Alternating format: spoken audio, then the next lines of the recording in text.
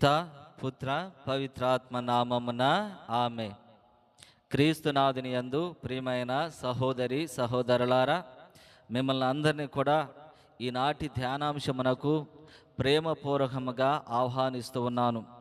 మత్తయి శుభవార్త 8వ అధ్యాయము 28వ వచనము నుండి 34వ వచనం వరకు.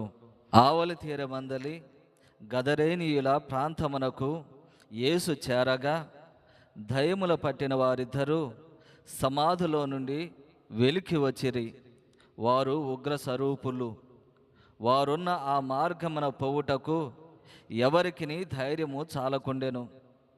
దైవకుమారా, మాతో మీకేమి పని? సమయము ఆసన్నము కాకమునిపే మమ్ము శిక్షింప వచ్చితివా అని వారిద్దరూ బిగ్గరగా కేకలు వేసిరి.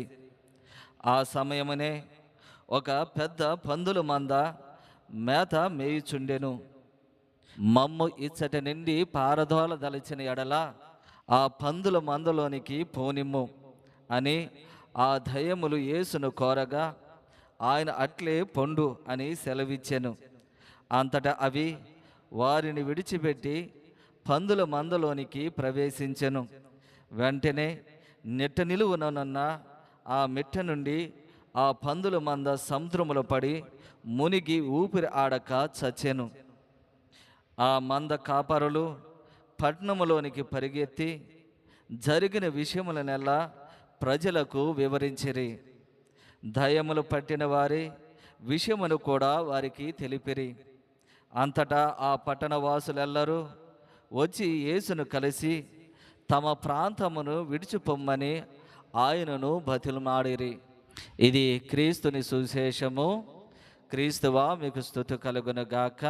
క్రీస్తునాథుని యందు ప్రియమైన సహోదరి సహోదరులారా, ఈ చదువుకున్నటువంటి ఈనాటి సువిశేష పట్టణము ద్వారా ఇక్కడ 2 విషయాలను మనము గమనించడానికి ప్రయత్నం చేద్దాం. మొదటిది దేవుని అపారమైనటువంటి శక్తి, రెండవది గదిరేనీయుల హృదయ స్థితి.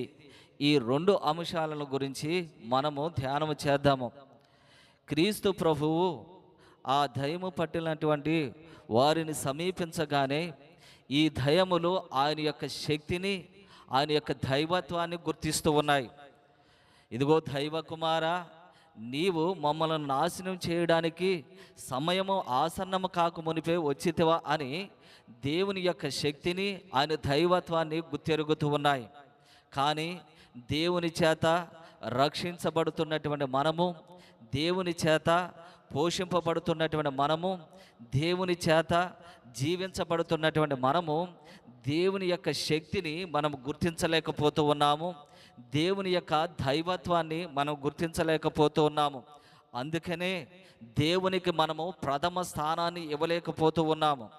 ఈ దయ్యము పట్టినటువంటి వారు, ఆ పిశాచములతో ఉన్నటువంటి వారు క్రీస్తు ప్రభును చూడగానే వారి యొక్క దైవత్వాన్ని, వారి యొక్క శక్తిని వారు గుర్తెరుగుతున్నారు. మనము కూడా నిజమైనటువంటి క్రైస్తవులుగా జీవిస్తున్నటువంటి మనము కూడా ఖచ్చితంగా దేవుని యొక్క అపారమైనటువంటి శక్తిని, ఆయన దైవత్వాన్ని మనం గుర్తెరుగుతూ ఉండాలి. మన జీవితంలో అనేకమైనటువంటి భయంకరమైనటువంటి సంఘటనలు జరుగుతూనే ఉంటాయి.